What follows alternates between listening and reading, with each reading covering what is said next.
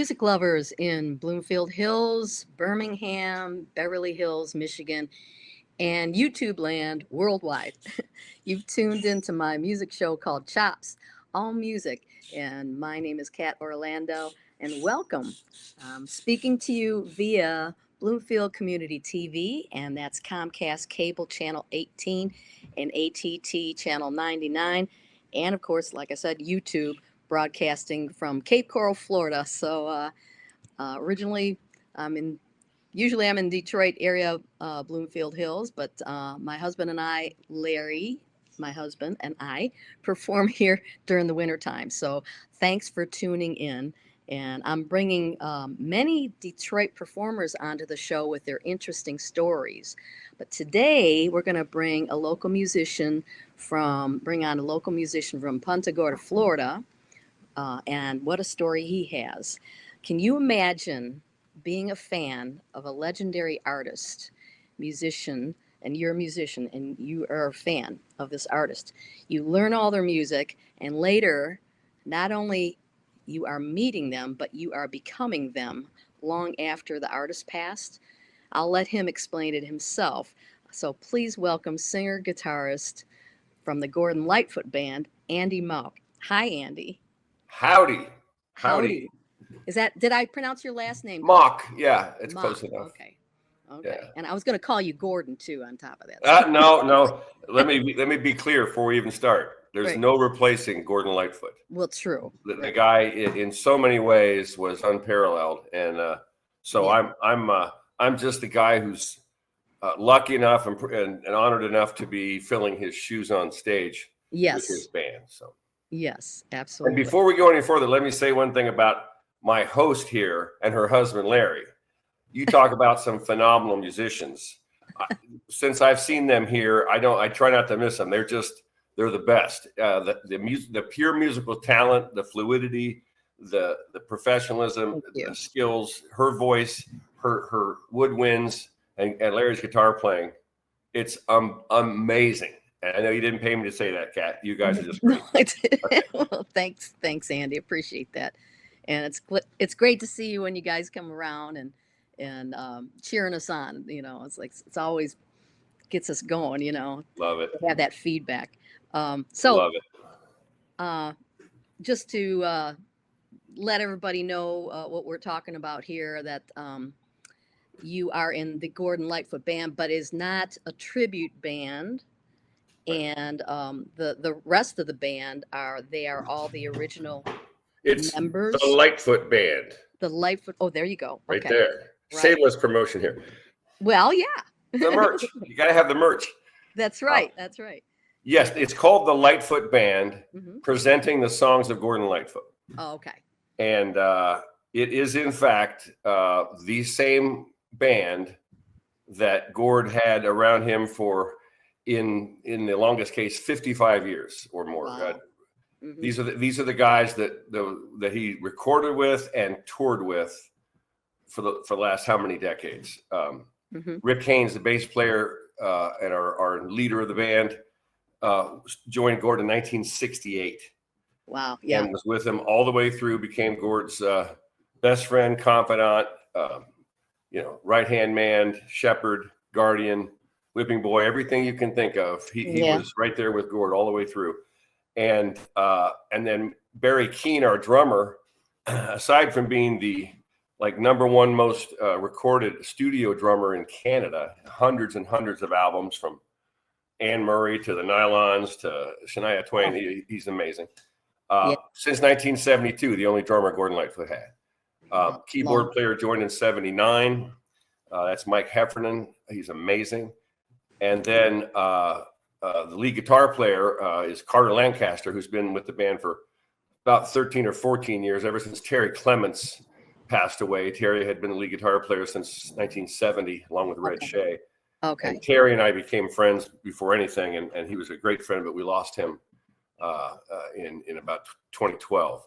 Oh, okay. So, but Carter's a phenomenal musician in his own right, and so this is not a tribute band. Thank you for pointing that out. Yes. Maybe you'd call it a legacy band, is what I think you call things like us. Sure.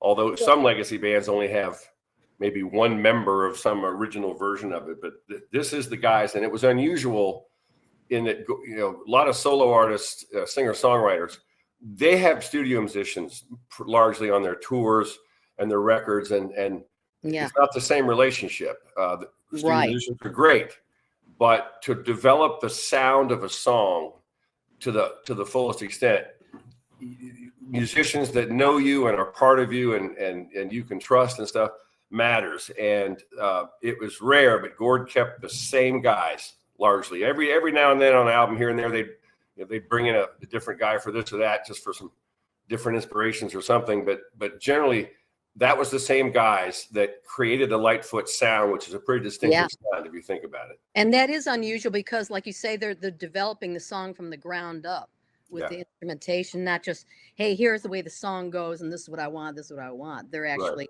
having a part in it. Yeah, and yes, Gord was a lot of people don't know, he was a trained, you know, Westlake School of Music out in LA. He was trained. He could hear it in his head and he could write all the notes. He was a composer. Wow. And so he could do lead sheets and all that stuff. And he did sometimes some of his songs, he'd provide some of the music written down. But in most cases, he would play it for the guys in rehearsals, and they would listen to it and ideas would flow, or they might get it to a certain point and take it on the road and play it in concert for a year before they do that. Yeah. And but kind of reminds me of Tom Petty, you know, Tom Petty being in the forefront, but the band was like always there.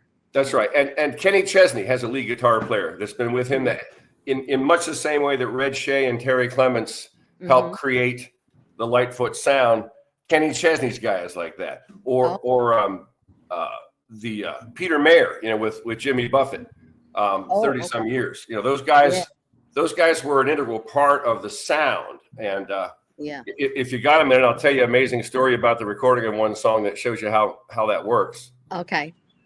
The Edmund Fitzgerald. That song was written while he was recording the album that it ended up appearing on, but it wasn't intended for the album at all. He had read the news accounts of the shipwreck. He was upset because it was misspelled. The Edmund was misspelled in the Newsweek article, I think it was. So anyway, he wrote the song, and he was just working out the chords, and then he had the melody from a dirge he'd heard as a young child. But he was just working on it. But during the sessions of recording the Summertime Dream album, he would play that chord progression. And so the guys heard that and they say, "What's that?" And he said, "Oh, don't worry, that's for another album. We're not going to mess with it." And they'd move on and record the rest of the songs. And they kept hearing it. And through the week, he told them it was about that shipwreck. So they knew what that was about. They knew the vibe of the song. And they just heard snippets and stuff. And the band hoped that someday they'd record it. And if they happened to do it that week, which was not by any means talked about or planned, they thought it'd be cool. Well, Pee Wee Charles, the pedal steel player, had an idea about how that song should sound to the point where he brought a blown speaker amplifier into the studio the next day for Terry Clements to use on the guitar. Hey, Terry, if we get a chance to record this song, this might be a really cool thing. That alone is amazing. But they ended up at the last day of the recording time, they had extra hours already paid for, sort of. And they said, "Well, hey, Gord, what about that song you were working on?" And he kind of said, "Yeah, I just finished it up. Let's try it." And this is amazing. He recorded all of his albums live with the guys, you know, just like they are on stage, kind of a semicircle, no over-track dubbing, you know, thing by thing. So they're in the studio doing that, and he just told Barry, the drummer, "I'll let you know when to come in." And he told Terry and Pee Wee, "Just do something and do that melody in unison, and Rick, you'll know what to do." So they went at it, and what you heard in the radio was that first time they ever played the song all the way through. First take. That's unheard of. Yeah, that is.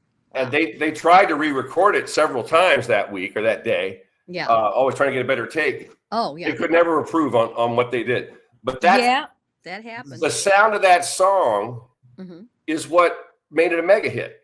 The song itself is phenomenal. The storytelling, the melody, that's great. And his voice, I mean, God, his voice. Yeah. But the tone of those guitars and steels at the very opening bell of that song set the tone. And I think that's what grabbed people when they first started hearing it. And that's what made a 6-minute song make it to the top of the charts uncut. And it sets that eerie, unbelievable. Yeah. You could feel the chilling ice water. Yeah. Coming through your clothing when you hear that guitar tone. So let's get back to, you live in Punta Gorda, right? That's pretty I far. live in Punta Gorda. So I have a bit of a commute to Canada. Pretty far from Canada. So a smarter guy, if he was going to join a band for the first time of his life, would join one probably in his own town, or at least his own state. So go back to how you initially met Gordon Lightfoot and the band, and how that all came together. It's one of those things, kind of, it's all like a movie, but I was just a mega fan. When I was 14, I heard If You Could Read My Mind. It changed my life. I started listening to music really critically after that, and became just a huge fan of Gord in particular, but well constructed, well arranged music. I love, especially acoustic instruments primarily. And so I was just a rabid fan, from 70 to 76 when I met him. I was, bought everything, learned everything, trying to learn to play guitar, learn these stuff. I was just a mega fan. And I went to see him I lived in Columbus, Ohio, and I went to see him up at Blossom Music Center near Cleveland. Almost a 3-hour drive. And it was when Edmund Fitzgerald, this is in 76, July of 76, and Edmund Fitzgerald was on the top of the charts. And he had 20,000 people at this amphitheater. Yeah. And, literally the height of their fame. And I didn't have a plan other than I had this turquoise and silver Zuni Indian bracelet that I only got it because he wore that stuff, like on the Sundown album and stuff. I thought it was cool. But I never wore it. But I thought, if I ever met him, I'd like to give him that and thank him for his music. And so I'm at this show, and I'm with this erstwhile girlfriend from high school who's going to Kent State, and she sees an usher that I told her I wanted to meet the guy, and she said she saw an usher that was a friend of hers from school at Kent State. I suspected more, and I think I was right. But anyway, the wheels are turning. he takes us over to the side of the stage before the show, and he brings out Richard Harrison, who was Gord's tour manager. And I just said, I'd like to just meet him and shake his hand and thank him for his music and give him this. And Richard said, oh my God, we'll have to take him out on a stretcher when he sees this. Well, we'll let you know. And so we go back and sit at our seats and watch the whole concert. And he used to always end with the Canadian Railroad trilogy. And right in the middle of it, we get a tap on the shoulder, follow us. So we're escorted around, and we go down behind the stage, behind the curtain, told to wait here. And I'm looking out through the curtain, and there's the band, the back of the band, and there's 20,000 people out there. Yeah. We finish up the song, they come walking off stage, and Gord walks right up to me and hands me his 12-string, because they were going to go back out and do Old Dan's record on the 6-string for the encore. But he hands me the guitar like I worked there or something. And like you were a tech? I'm stunned. I'm like, like for the next 3 minutes till he was in this, I didn't know what to do or say. I'm just like, holy cow. They come back off after the encore. He's not thinking you're a drum. He's not thinking you're a guitar tech. He's just handing you the guitar. Yeah, I think he just thought I was a stagehand. Oh, he did think you were a stagehand. I think that's what he thought. Yeah. All right. Okay. So I said, Mr. Lightfoot, I don't work here, but I just wanted to thank you for your music and give you this bracelet as a token of my esteem and stuff. And he goes, well, I can't take it, but come down and have a drink with us.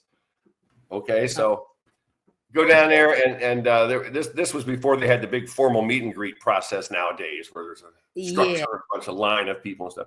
Yeah, there's a gathering room and some catering and stuff. And there weren't that many people there, but so I had a chance to talk to Gord for a bit, and again, nervous as hell. But then Terry Clemens, my hero, because he's a lead guitar player, is standing there, and I introduced myself to him, and I was a scuba instructor at the time. Okay. And I had just gotten back from a trip to the Bahamas, and my 1957 Martin D18 didn't make it back with me. I took it there, and it got stolen. Oh. Now, in 1976, a 1957 D18 isn't all that collectible, but still, it's a nice guitar. Yeah. But it's exactly what Terry played and what Gord played, an older D18. Okay. And so I'm looking at Terry's because it's sitting there with the case open. It's sitting there in the case. And I told him the story. And I said, man, Terry, yours looks so much like mine, man. He goes, well, play it, man. Holy cow. So he hands me I'm playing Terry Clements' D18, and it felt like mine, and it sounded like mine. I looked at the serial number, inside, and it was 2 digits away from mine. So, oh, really? Okay. Yeah. So Terry and I kind of hit it off, from that point forward. And this is before cell phones and internet and all that stuff.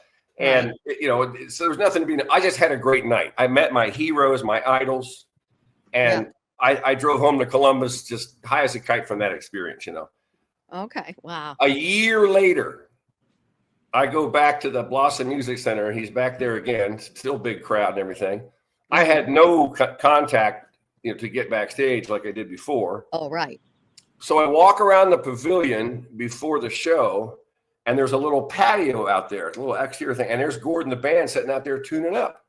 There's about 10 people standing there watching. So I walk up and I'm watching along with them, and the band's doing their thing, but every once in a while they're looking up and acknowledging the people. I got a double take out of Gordon and then Terry. Oh, really? And Gordon goes, "Don't we know you?" And Terry Clements goes, "Oh yeah, hey man, did you your guitar back?" And wow, they remembered. Wow, I was blown away. I mean, it went through my mind. These people met how many people in a year of being, at the top of their fame, and they remember me. Right, and he goes, "You coming backstage after the show?" And I said, "Well, I don't have a pass." And Gordon Lightfoot gets up, goes over to the security guy and says, "We think we know him. We think he's trustworthy. Can we get him a pass?" So that was a different night afterwards, because I was there till, I don't know, 4 a.m., whenever they decided to fly out in a private jet. Yeah. But Terry said, "Andy, here's my phone number. Give me yours, and I'll call you if we're going to be around." And his dad lived in Delaware, Ohio for a while, so he was a little familiar with where I was. Oh. And Terry was actually from Detroit originally. I didn't know that. And so anyway, he called me about a month later and said, "Hey, how far are you from Muncie, Indiana?" And I said, "Well, I don't know, a couple hours." He goes, "Well, if you want to come to the show, I'll leave a ticket and pass for you." No kidding. And for the next 48 years, they couldn't get rid of me. Oh, wow. Okay. So I'm a lucky guy whose idols became his friends. Yeah. And then, of course, Gord passed away 2 years ago, coming up. So then at what point did they, say, "Hey, you can be," or was it Gordon that actually? No, Gord never, some people think, and Gord picked you. No, he didn't. We were friends. He knew he'd heard me play, even though that's a longer story. I went out of time, but I never intentionally played in front of him or the band. Okay. But, those guys are great, and I'm just me, right? And so I never did. But Gord heard me, and in fact, I challenged him because he kept telling people how good he said, "This guy Andy does my stuff better than anybody." And he would tell people that, like, we're backstage, he's signing autographs or something, and if I'm standing there, he goes, "This guy does my stuff better than anybody." For years, he said that, and finally, a few years ago, up in Toronto at Massey Hall after the after show party, he said that again. And I took him aside and said, "Gordon, I love you, brother. I appreciate it, but I have never, ever played in front of you. I don't think you've ever really heard me play." And he goes, "Bullshit." He goes, "It was Cincinnati. I was walking past the bar, and I said, 'Holy shit, who is that?' And they said, 'It was you.'" And he's right.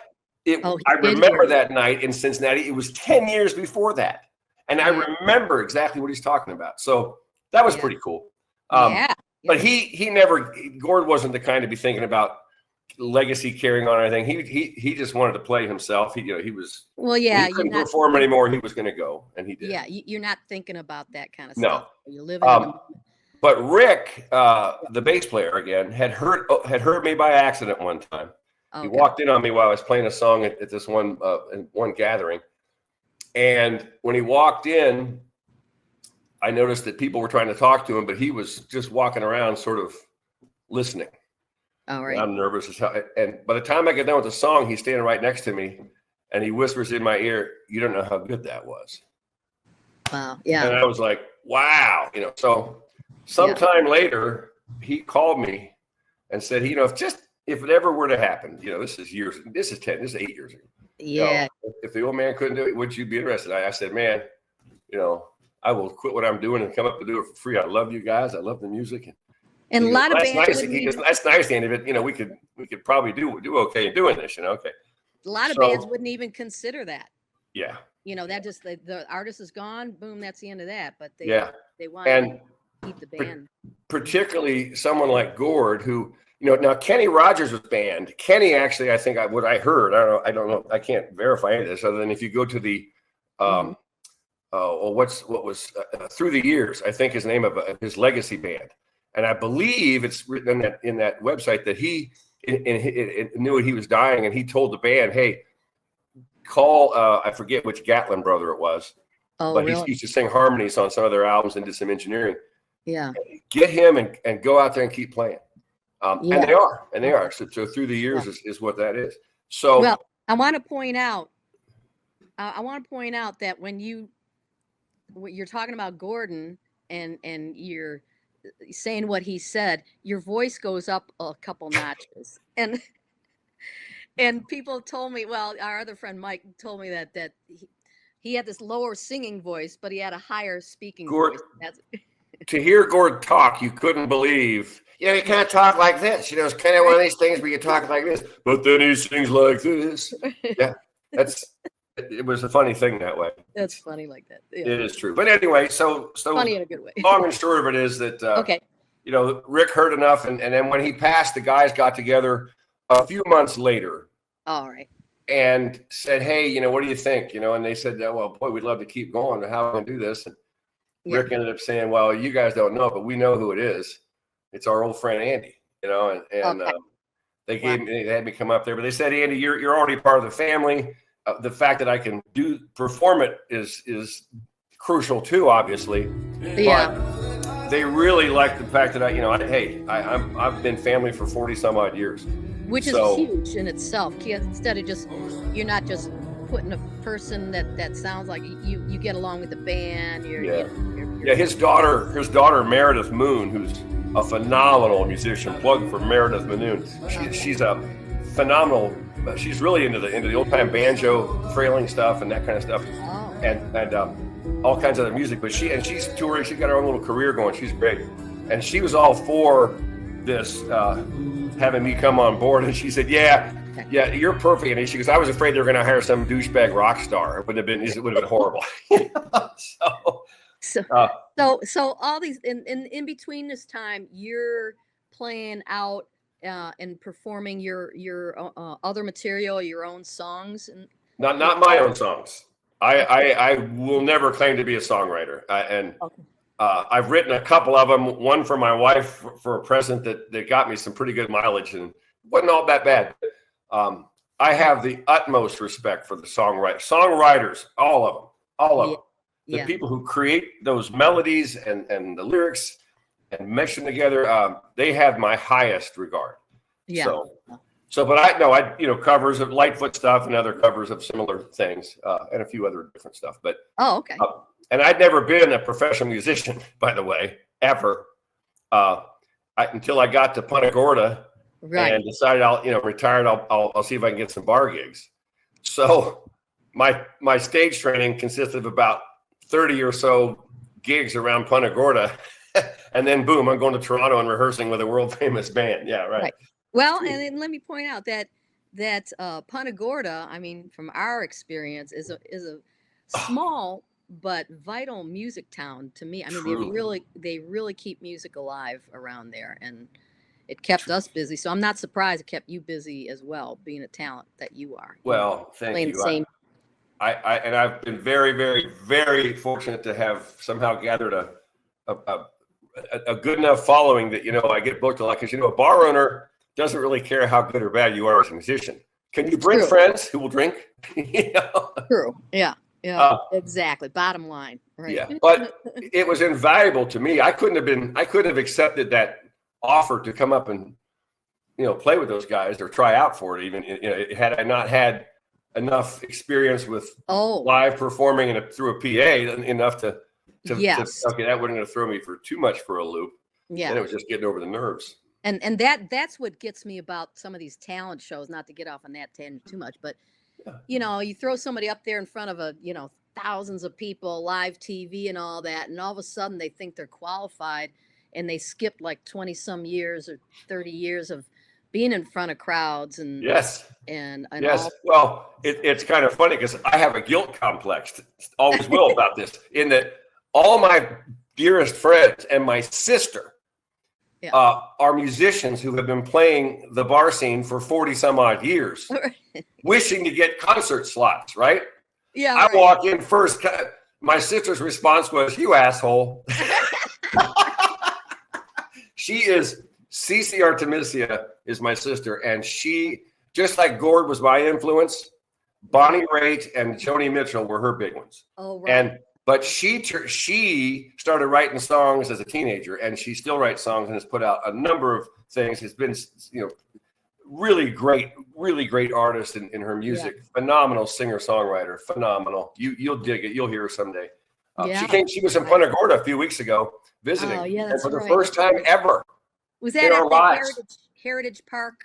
Yeah, at the History Park. History fundraiser. But I got to play a set on stage with my sister. That's never happened before, ever. So it was pretty cool. Are there any other music idols that you've had along the way, or? Oh yeah, gosh, early on I wasn't tuned into anything. My friends were all into Zeppelin and Hendrix, and I was late to those parties. I heard the Lightfoot thing, and that took me in that direction. But later on, I've even back then, James Taylor and Paul Simon. Oh yeah. But back before that, I really love acoustic guitar instrumental stuff. There was a British group called Pentangle. Oh yeah. John Renbourn was the main guy in that. Yeah, you don't hear about them anymore, but yeah. No, but to this day, it taught me that the sound of acoustic guitars you can see in your head as colors. That's why I like Gordon Lightfoot's recordings of his guitars. Their engineers always made those guitars sound like they sounded in the living room at my friend Pete's house, where we used to learn to play guitar. Just that warm feeling. So, but then there's a acoustic duo called Acoustic Alchemy that British duo, very famous worldwide. Nick Webb passed away, one of the two original founders, but they're still around with another guy. But all that stuff. And there's a guitarist in Boston named Johnny A.